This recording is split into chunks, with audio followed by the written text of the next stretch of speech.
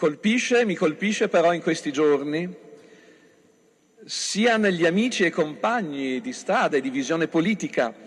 come da parte di numerosissimi cittadini che lo hanno sostenuto e che ne hanno condiviso le posizioni, e questo può anche sembrare scontato, ma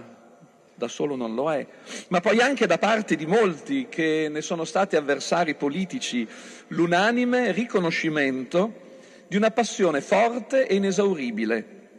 di un rapporto profondo e viscerale nei confronti della sua città e dei cittadini trevigiani, di una dimensione solida e generosa, di servizio disinteressato per il bene comune. In momenti di crisi profonda per la legittimazione del potere politico in Italia, egli ha saputo interpretare il ruolo dell'amministratore locale in modo nuovo, vicino ai cittadini e alle loro esigenze. Non è stato soltanto il gestore di una macchina amministrativa,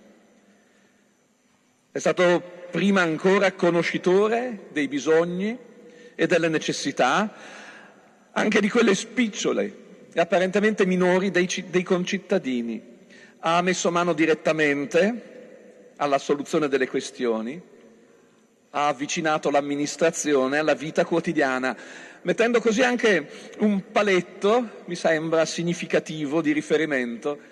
per l'opera delle successive generazioni di amministratori, indipendentemente questo anche dalla loro collocazione politica o ideologica.